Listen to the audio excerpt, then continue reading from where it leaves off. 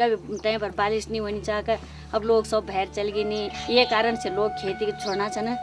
छोड़े लेना सब कुछ हुए डांस खेत में, अब कुछ नहीं होना खेत में। पहले हमारे यहाँ जो है तो बहुत पानी था, जिससे घराट भी चलते थे। अब जो है तो हमारे लिए पीने के लिए पानी भी नहीं, तो हमको तो अच्छा ही यही लगती है। यहाँ के पुरुष वर्ग को जो है बाहर जाके ही रोजगार करना पड़ता है, चाहे कुछ भी है। पहले अच्छा से अनाज होता था, हमारे खेतों में हर एक चीज होती रहती थी, लेकिन अब जंगली जानवरों ने इतना परिवर्तन कर रखा है, कुछ है ही नहीं।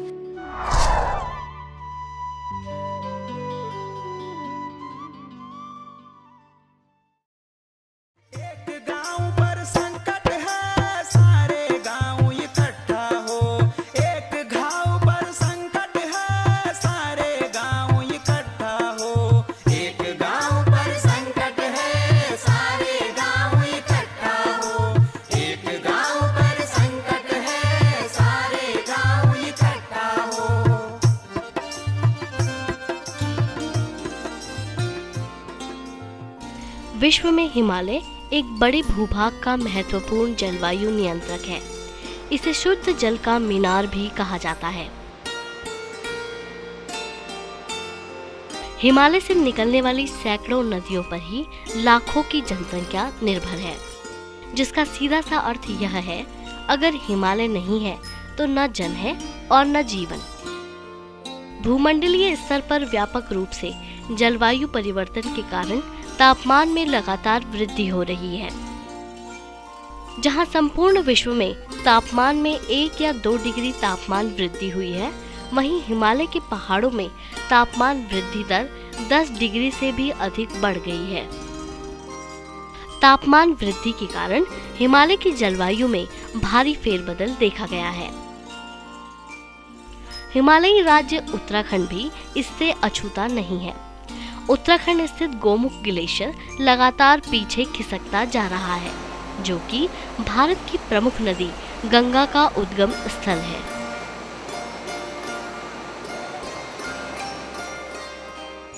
जहाँ तक जलवायु परिवर्तन की बात है, अभी तक जो चर्चा है मुख्य रूप से कि गंगोत्री गोमुख ग्लेशियर पीछे जा रहा है, पर गोमुख ग्लेशियर के अलावा आपकी अलकनंदा में 126 ग्लेशियरों का इसरो ने अध्ययन किया। वो कह रहे हैं कि वहाँ के ग्लेशियरों ने 13% भूभाग जो है उनका नष्ट हो गया। इसी प्रकार गौरी गंगा जो पिथौरागढ़ में है, काली की सहायक धारा, उसमें 16% भूभाग पीछे चले गया है।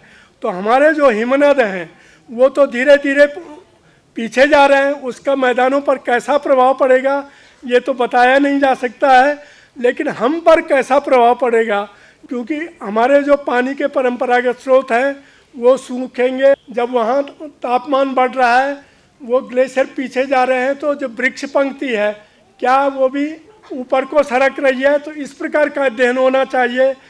जलवायु परिवर्तन कुछ तो विश्व तापमान के कारण उसमें बढ़ोतरी हो रही है, तो किस प्रकार से हम उसको कम कर सकते हैं।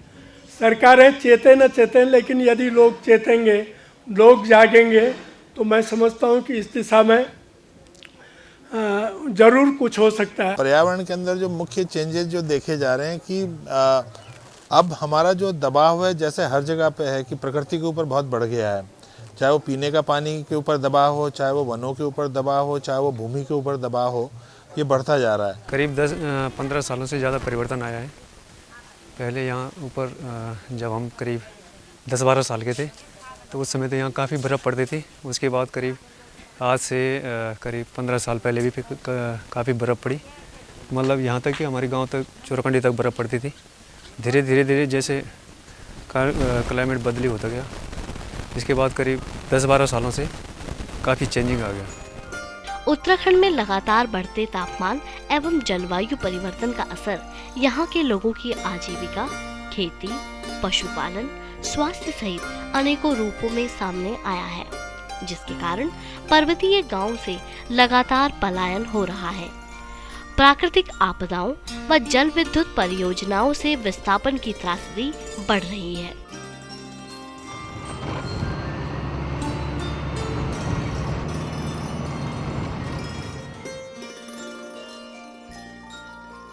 जलवायु परिवर्तन एवं उसके प्रभाव को कम करने के कारण समुदायों के सामने आने वाली समस्याओं से निपटने के लिए राष्ट्रीय स्तर पर जलवायु परिवर्तन के लिए एक ठोस कार्य योजना तैयार करने का प्रारूप तैयार किया गया है, जिसकी घोषणा प्रधानमंत्री द्वारा जून 2008 में की गई थी।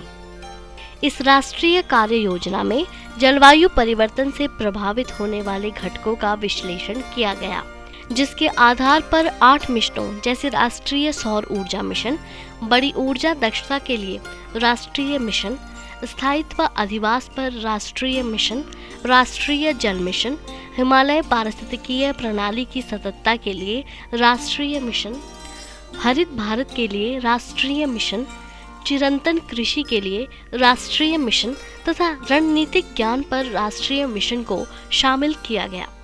इस हेतु प्रत्येक राज्य को जलवायु परिवर्तन की कार्ययोजना तैयार करने के भी निर्देश दिए गए थे। इसी क्रम में उत्तराखंड सरकार द्वारा राज्य में जलवायु परिवर्तन की कार्ययोजना तैयार की गई, लेकिन सोचनीय विषय यह है कि राज्य द्वारा बनाए गए कार्ययोजना का ड्राफ्ट आम जन तक नहीं पहुंचा। तब माउंटेन कलेक्टिव सदस्य ने सूचना के अधिकार के तहत राज्य कार्य योजना का अंग्रेजी भाषा में लिखा गया ड्राफ्ट प्राप्त किया। उत्तराखंड राज्य से भी ये कहा गया था कि उत्तराखंड सरकार भी अपनी जलवायु परिवर्तन को लेकर के कार्य योजना तैयार करेगी, लेकिन उस कार्य योजना में कार्य योजना को जो है लोगों तक नहीं पहुंचाया गया। और सबसे दुखद बात यह है कि वो जो कार्य योजना बनी है वो अंग्रेजी भाषा में बनी है। मेरे ख्याल से हमारा गांव का व्यक्ति, हमारे जो सीमांत व्यक्ति की हम बात करते हैं, जो अंतिम व्यक्ति है, उस तक अगर हम अंग्रेजी भाषा में चाहेंगे कि उस तक पूरी जानकारी चली जाएगी, उसको हम अपनी कार्य योजना में शामिल करेंगे तो ये संभव नहीं होगा। हिंदी भाषा में ये कार्य योजना बनती तो शायद ज़्यादा प्रभावी होती। हमारी सरकारों ने एक स्टेट एक्शन प्लान बनाया, एक प्लान तैयार किया कि हम इस तरीके से अपना पर्यावरण को बचाएंगे और अपने जल, जंगल, जमीन और क्लाइमेट चेंज के प्रभाव को रोकेंगे। जब उसे पढ़ा तो उसमें हमारा गांव कहीं नहीं था। मेरी माँ, मेरी बहन, मेरे साथी लोग, तमाम दूर दूर गांव के लोग वहां पर कहीं नहीं थे जिन्होंने जंगल बचाए, जिन्होंने नदियां बचाई, जो गांव में रहते हैं और गांव में रह करके जल, जंगल, जमीन की सुरक्षा करते हैं। जंगल जो है 20 साल पहले इस कार्य योजना को बेहतर एवं जनोपयोगी बनाने हेतु समुदाय के मुद्दों को सहभागिता के आधार पर शामिल करने की आवश्यकता महसूस की जा रही है, जिससे इस कार्य योजना के क्रियान्वयन, पारदर्शिता, जिम्मेदारी एवं मूल्यांकन में जन सहभागिता सुनिश्चित की जा सके। जो समाज जंगल बचाता है, जो समाज पानी बचाता है, उसको हमने अधिकार नहीं दिया। उसको हमने कहीं भी सरकारी विकास योजनाओं में और नीतियों में उसको हमने अधिकारी नहीं माना। उसको हमने अलग थलग कर दिया। उसको हमने ये मान लिया कि ये उपभोक्ता है। समाज जब हमारे सामने उपभोक्ता के रूप में खड़ा है, उसको हमने ये मान लिया और कुछ लोग जो है उनको सुविधा देने वाले हो गए। तो ऐसे में प्राकृतिक संतुलन कैसे बनेगा? ये तो प्राकृतिक असंतुलन करने की जो विकास नीतियां हैं, ये बहुत चिंताजनक है। इसके लिए जिम्मेदार है देश की प्रमुख राष्ट्रीय सामाजिक संस्था कासा, जो आजीविका, स्वशासन, आपदा, जलवायु परिवर्तन जैसे अनेकों मुद्दों पर कार्य कर रही है, की पहल पर उत्तराखंड की 110 सक्रिय संस्थानों, वैज्ञानिकों एवं नागरिक समूहों को माउंटेन कलेक्टिव बैनर के माध्यम से राज्य के शहरों, कस्बों एवं गांवों में व्यापक जन संवाद कर जलवायु परिवर्तन के मुद्दों को समझाने की कोशिश की गई व साथ ही उसका दस्तावेजीकरण भी किया गया, जिससे कि जनसंवाद के दौरान उभरे जन मुद्दों को उत्तराखंड राज्य की कार्ययोजना में शामिल किया जा सके। कासा संस्था ने जलवायु परिवर्तन के जन मुद्दों पर जनसंवाद कर एक महत्वपूर्ण बीड़ा उठाया है। चल पड़े कदम अब तो राहों की ओर, गाँवों की ओर चले, गाँवों की ओर चले, गाँवों की ओर। जन जागरण, लोगों इसके बारे में जो बदलाव हो रहे हैं उसके बारे में जानकारी देना, ये बहुत आवश्यक है। और जानकारी के साथ साथ, जैसा कि हम सभी जानते हैं कि हमारे आंकड़े बहुत कमजोर हैं। पहाड़ों के संदर्भ में जहाँ तक मेरा अनुभव है कि जो साइंटिफिक डेटा है वो काफ़ी लिमिटेड है, उसमें अभी आगे बढ़ाने की बहुत गुंजाइश है। और जो एडाप्टेशंस हैं और जो बदलाव हो रहे हैं उसमें पूरी जानकारी हमको इस पूरी प्रक्रिया में हमको उसको समाहित करके चलना होगा। तो ये एक शायद संपूर्ण रूप जो है इस पूरे कार्यक्रम को देगी। सुन मेरे भैया, सुन मेरे बहना, तुम्हें सुनाने आए हैं, जागे में तुम सोए हो, तुम्हें जगाने आए हैं।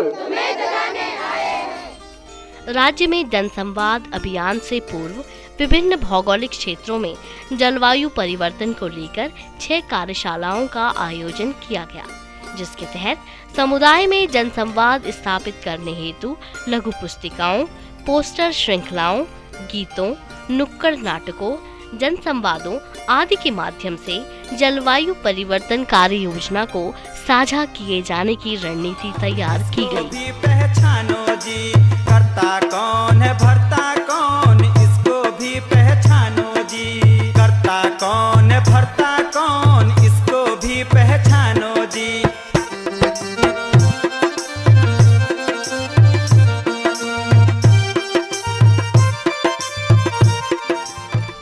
जनसंवाद अभियान के तहत कई मुद्दे निकलकर सामने आए, जिन्हें राज्य कार्य योजना में शामिल किया जाना समय की मांग व आवश्यकता है, जिससे राष्ट्रीय स्तर पर सही नीति एवं कार्य नीति तैयार की जा सके। उत्तराखंड वासियों को ग्रीन बोनस मिलना चाहिए, और जब ग्रीन बोनस मिलेगा तो यहाँ के लोगों के विकास में वो पैसा लगेगा। जब वो पैसा विकास में लगेगा तो पलायन रुकेगा। मैं उत्तराखंड की बात करूँ, 85% एग्रीकल्चर लैंड हमारा जो है वो रेन फेड है और बारिश पे आश्रित है। तो बारिश का समय पे न होना वो खेती को सीधे हार्म करेगा, उसमें पैदावार नहीं होगी, पैदावार नहीं होगी तो लोगों का अपना खाने की समस्या उठेगी, फूड सिक्योरिटी सीधे उस पर डिपेंड करता है। कासा संस्था की पहल पर हुए इस अनूठे जनसंवाद के दौरान यह महसूस किया गया कि उत्तराखंड राज्य में जलवायु परिवर्तन कार्य योजना का ड्राफ्ट हिंदी भाषा में भी तैयार किया जाए व साथ ही स्थानीय भाषा जैसे गढ़वाली, कुमाऊनी आदि बोलियों में कार्य योजना को समझाया जाए व इसकी रिपोर्ट को आम जनमानस, मीडिया, सामाजिक संगठनों के प्रतिनिधि, जनप्रतिनिधियों आदि के साथ साझा कर एक रचनात्मक संवाद स्थापित किया जा सके। जनसंवाद अभियान के तहत यह संदेश उभर कर आया कि राज्य में राष्ट्रीय मिशनों के नियोजन, पारदर्शिता, जिम्मेदारी, क्रियान्वयन एवं मूल्यांकन के लिए स्पष्ट नीति बनाए जाने की जरूरत है। इससे राज्य में इन मिशनों का सही क्रियान्वयन होने के साथ साथ पारदर्शिता भी बनी रहेगी।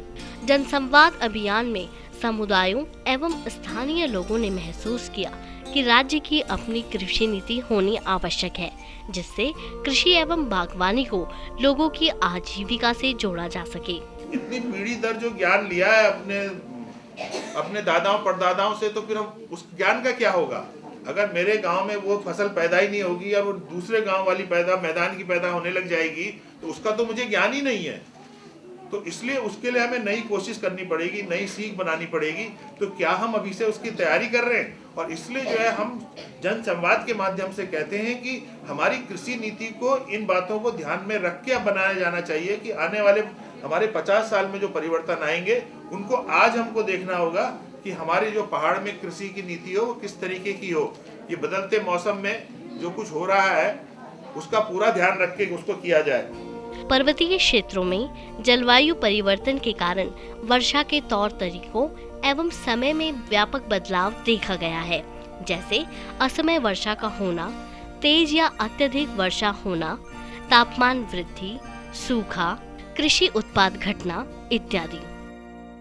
टेम्परेचर चेंज की वजह से बारिश का जो हमारी हाइड्रोलॉजिकल साइकिल है वो भी ढंग से वर्क नहीं कर रही है, तो इस वजह से मेन प्रॉब्लम बारिश का होता है। तो उसकी वजह से आपकी जो क्रॉप्स है वो भी प्रोडक्टिविटी नहीं है, तो फिर मतलब कोई मतलब नहीं बनता खेती का। असमय मौसम में बारिश होने के कारण जो है लैंडस्लाइड बढ़ गए हैं।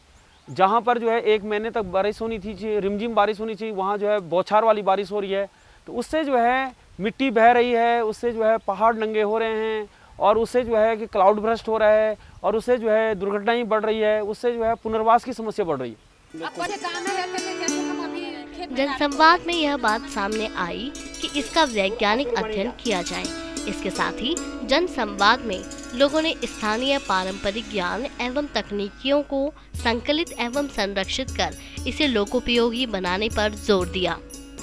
उत्तराखंड राज्य में बांध एवं बिजली परियोजनाओं का कार्य लगातार जारी है व उत्तराखंड सहित भारत के समस्त हिमालयी राज्यों में लगभग 1000 छोटी बड़ी जल विद्युत परियोजनाएं प्रस्तावित हुई, जिसमें उत्तराखंड राज्य में 558 जल विद्युत परियोजनाओं पर कार्य किया जा रहा है। जनसंवाद में लोगों ने समग्र पुनर्वास नीति के तहत प्रभावित परिवारों की आजीविका एवं मानवीय विकास की संभावनाओं पर केंद्रित विकास को प्राथमिकता से शामिल किए जाने की आवश्यकता जताई। अब सवाल यह है कि लोगों को जल, जंगल, जमीन पर अधिकार मिलना चाहिए। यदि हमको ये राज्य बचाना है, हिमालय बचाना है, तो गांव को जंगलों पर अधिकार दे दो, गांव को पानी पर अधिकार दे दो। और इतनी ज्यादा जमीन आप देखेंगे, 25,000 हेक्टेयर जमीन जो है लोगों से छीनी गई और उनको जमीन के बदले जमीन नहीं मिली, अभी मकान के बदले मकान नहीं मिला।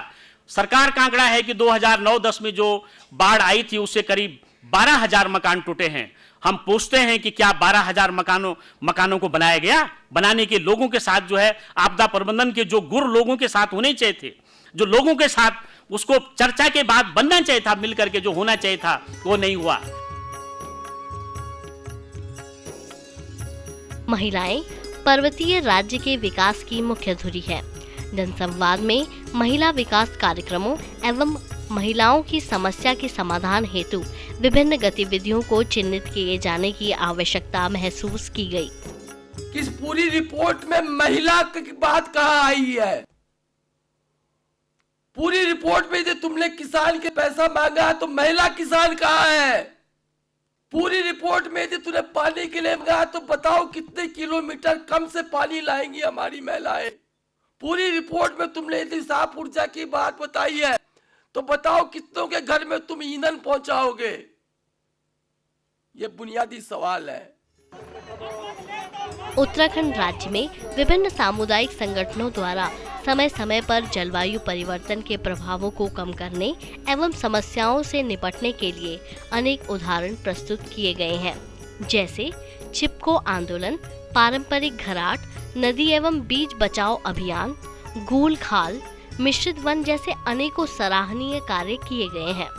जनसंवाद में इन अनुभवों एवं उदाहरणों को शामिल किए जाने की आवश्यकता महसूस की गई। तो हमने पहले पेड़ों का काम किया यहाँ पूरे इलाके में, लगभग इस इलाके के 33-34 गाँव में पेड़ लगाए और 84-85 में यहाँ पे सूखा पड़ा। सूखा पड़ने में एक आइडिया है कि पेड़ के सामने हम क्यों ना एक छोटा छोटा गड्ढा बनाएं ताकि उसमें पानी रुके। धीरे धीरे वो जब हमने यहाँ पे गड्ढे बनाए तो पानी रुका उनमें और फिर पानी बढ़ा। पहले यहाँ पे पानी नहीं था, इस गड्ढे में ये सूखी रौली थी एकदम से। जो पानी बढ़ा धीरे धीरे तो हमने इनको बड़े बड़े गड्ढे बनाए और इनका पूरे क्षेत्र में एक पंडाल, इसको ये पंडाल पे पूरे पंडाल पे पूरा बनाया और इसका धीरे धीरे फिर पानी पूरे रौली में बढ़ता गया। पिछले कई वर्षों से हिमालयी क्षेत्रों में लगभग 80% जल स्रोत सूख गए हैं। उत्तराखंड के कई गांव सूखे की चपेट में आ गए हैं, जिससे पेयजल एवं सिंचाई का संकट खड़ा हो गया है। जनसंवाद में राज्य की स्पष्ट जल नीति तैयार कर इसे राष्ट्रीय जल मिशन में शामिल किए जाने की बात पर जोर दिया गया है।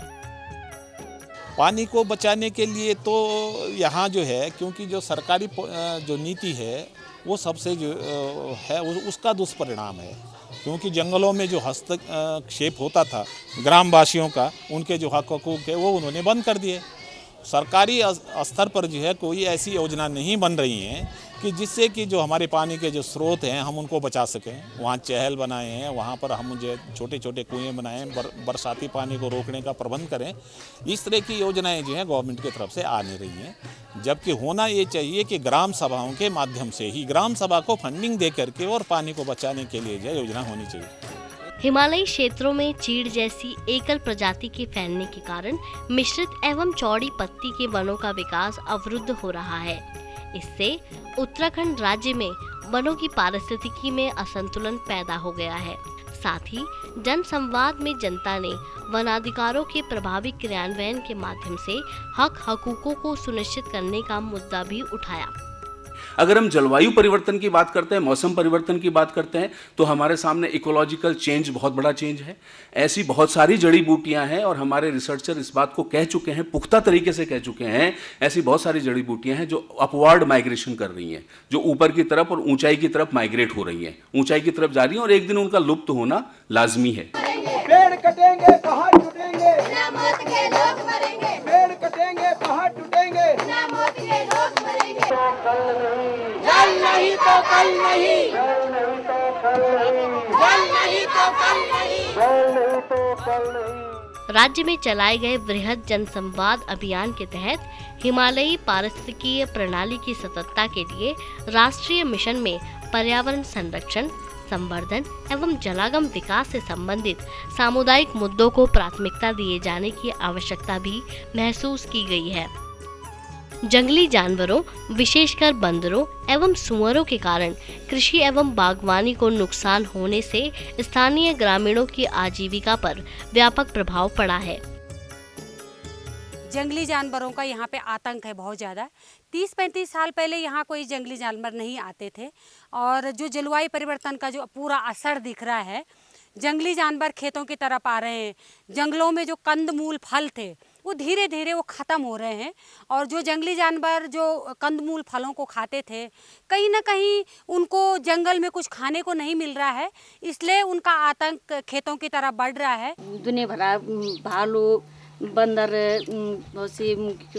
चोलो, चूहा, बिजम, मतलब बहुत अन्याय होनी चाहिए। ये कारण से लोग खेती छोड़ना चाहना। अब दुनिया का बांधा रह गया, दुनिया का बार रह गया। उन्हीं काकी पानी नहीं, काकी बिजली नहीं, हम गरीब। उन्हीं जक 2-4 बोरी वांते तक या बोरी वाणे, पानी न काली न किचू न किचू। जलवायु परिवर्तन जनसंवाद अभियान ने वन्य जीवों के संरक्षण के साथ साथ फसलों के संरक्षण कार्यों को मनरेगा जैसे कार्यक्रमों से जोड़े जाने की पैरवी की है। हिमालयी नीति के तहत हिमालयी राज्यों की भौगोलिक संरचना के आधार पर हिमालय वासियों के आजीविका संवर्धन एवं जलवायु नियंत्रित करने हेतु प्रयास किए जाने पर जनसंवाद में जोर दिया गया। इस हेतु ग्राम पंचायतों, विकास खंडों एवं जनपदों में मौसमीय आंकड़ों का दस्तावेजीकरण अत्याधुनिक तकनीकी एवं प्रामाणिकता के आधार पर किए जाने की जरूरत महसूस की गई है। साथ ही जलवायु परिवर्तन के प्रभावों एवं उसके समाधान हेतु समुदायों के अनुभवों का दस्तावेजीकरण एवं विश्लेषण भी किया जाना जरूरी है। जनसंवाद में पर्वतीय राज्य की परिस्थिति के अनुरूप सुनियोजित औद्योगिकरण को बढ़ावा देने की आवश्यकता महसूस की गई है। जलवायु परिवर्तन हेतु व्यापक जनसंवाद के तहत उत्तराखंड के गढ़वाल, कुमाऊं एवं तराई क्षेत्रों में 8 यात्रा मार्गों में पड़ने वाले गांवों, पंचायतों एवं लोगों के साथ हुए जनसंवाद ने पहली बार राज्य में जलवायु परिवर्तन को लेकर आम जनता के अनुभवों को सुना गया व उनके विचारों को संकलित कर उत्तराखंड राज्य की कार्य योजना में शामिल करने की एक अनोखी पहल की गई है।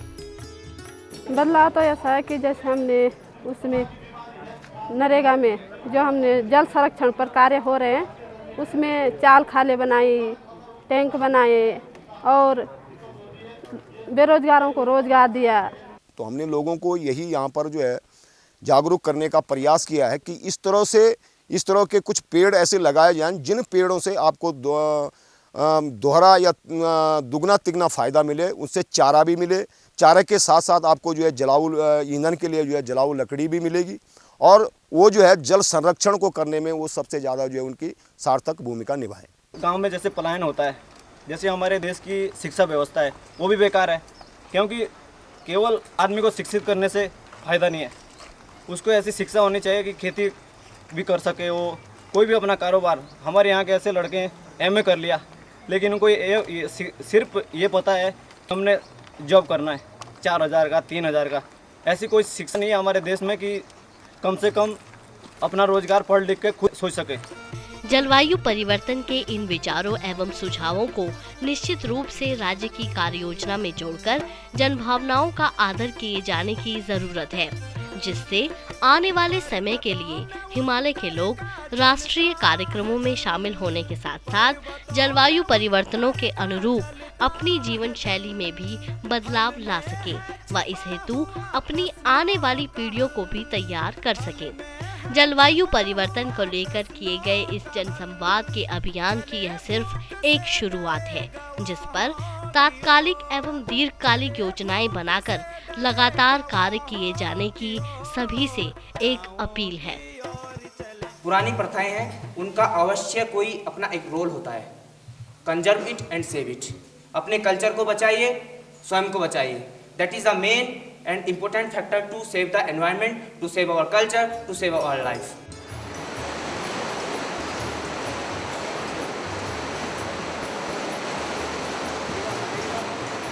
अब नदियों पर संकट है, सारे गांव इकट्ठा हों।